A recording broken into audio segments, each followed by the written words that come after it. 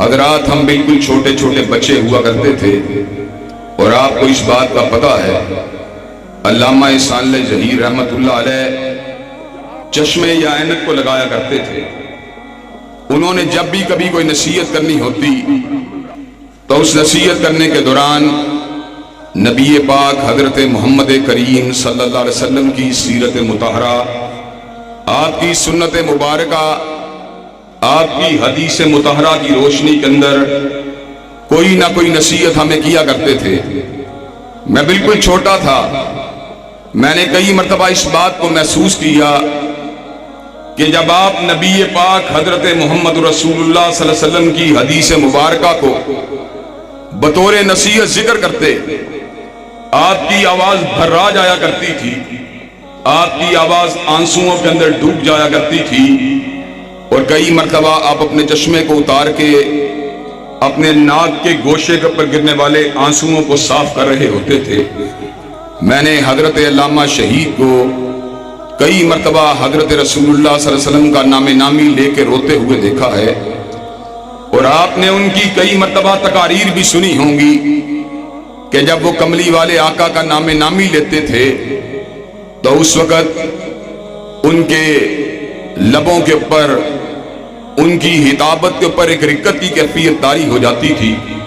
جنا حال کی وہ تقریر جس میں آپ نے پیغمبر زماں کی سیرت مطہرہ کا ذکر کیا اور اس پہ رائے میں کیا، وہ تو وہ تھا، وہ تو وہ تھا، وہ تو وہ تھا جب اپنے چہرے کو اٹھاتا تھا تو جبریل نیچے آ جاتا تھا. وہ تو وہ تھا کہ جب چہرہ اٹھاتا تھا تو تقدیر اور قبلہ بدل جاتا تھا. اور وہ تو وہ تھا جب اپنے چہرے کا رخ بدلتا تو فاروق تلوار بدست ہو جاتا تھا. اور وہ تو وہ تھا کہ جس کے وضو کے قطرے صحابہ زمین کے اوپر گرنے نہیں دیتے تھے اور اپنے چہرے کے اوپر مل لیا کرتے تھے. وہ تو وہ تھا کہ جب چلتا تھا تو جبریل اس کی رکاب تھامتا تھا. وہ تو وہ تھا کہ جب نگاہ آسمان کی طرف ڈالتا تھا تو قبلہ تبدیل ہو جاتا تھا. وہ تو وہ تھا کہ جب اس کے دل کے ہوک اٹھتی تھی تو کائنات بدل جاتی تھی. وہ تو وہ تھا کہ جس کی حرکتوں کو رب نے قرآن کے حروف بنا دیا تھا. وہ تو وہ تھا کہ جس مسجد میں اس نے نماز پڑھی تھی رب نے اس مسجد میں نماز کو لاکھ نماز بنا دیا تھا. اور وہ تو وہ تھا کہ جس قبرستان میں اس نے دعا مانگی تھی رب نے اسے جنت قرار دے دیا تھا.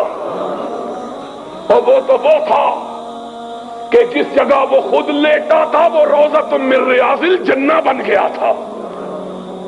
وہ تو وہ تھا کہ جب آنکھ اٹھاتا تھا جبریل آ جاتا تھا، جب نگاہ بدلتا تھا میکائیل آ جاتا تھا، جب پیشانی پہ پل پڑتے تھے فاروق تلوار بدست ہو جاتا تھا. وہ تو وہ تھا کہ جب اس کی پیشانی پہ شکن پڑ جاتی تھی کائنات کی شکن چشمالود ہو جاتی تھی. وہ تو وہ تھا جس کے ادنا اشارہ ابرو پہ لوگ کٹ جانا اپنے لیے باعث سعادت سمجھتے. وہ تو وہ تھا، وہ تو وہ تھا کہ لوگ اس کے وضو کے قطروں کو زمین پر گرنے نہیں دیتے تھے. اور وہ تو وہ تھا کہ جس کی نگاہ اس پہ پڑ جاتی تھی جہنم اس پہ حرام ہو جاتی تھی. حضرات آپ نے اس تقریر کو سننے کے بعد اس بات کا اندازہ لگایا ہوگا کہ حضرت علامہ رو رہے تھے اور آپ کے الفاظ کے اندر جو گریے کی کیفیت تھی وہ حب رسول کی آئینہ دار تھی. حضرات گرامی قدر، اور آپ کو میں یہ بات بھی بتلا دینا چاہتا ہوں، حضرت علامہ پوری کی پوری زندگی حضرت رسول اللہ صلی اللہ علیہ وسلم کی غلامی کے نشے کے اندر دھت رہے، غلامی کے نشے میں سرشار رہے. اور میں نے حضرت علامہ کی اس ادا کو شاعر کے ان الفاظ میں قلم بند کیا تھا. ان کی غلامی کا، یعنی حضرت رسول اللہ کی غلامی کا تھا، ان کی غلامی کا بابا کو نشہ ایسا تھا، ان کی غلامی کا بابا کو نشہ ایسا کہ زیست کے سب لمحے اسی میں رہے مخمور۔ حضرات گرامی قدر، حضرت رسول اللہ صلی اللہ علیہ وسلم کی محبت میں اور آپ کی ختم نبوت کی عقیدت میں حضرت علامہ نے 4 کتابوں کو لکھا۔ القادیانیہ کو لکھا مرزائیت کے رد میں، مرزائیت اور اسلام کو اردو میں لکھا قادیانیوں مرزائیوں کے رد میں، البہائیہ کو لکھا حسین علی مازندانی یعنی بہاءاللہ کے رد میں، اور البابیہ کو لکھا علی محمد باب کے رد میں۔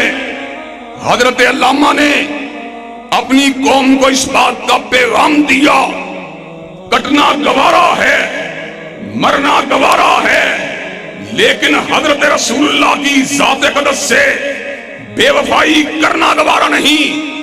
حضرت علامہ نے وقت کے سرداروں کو نہیں دیکھا، وقت کے چودھریوں کو نہیں دیکھا، جاگیرداروں کو نہیں دیکھا، سرمایہ داروں کو نہیں دیکھا، وزراء کو نہیں دیکھا، وزیر اعلیٰ کو نہیں دیکھا، وزیر اعظم کو نہیں دیکھا، صدر مملکت کو نہیں دیکھا۔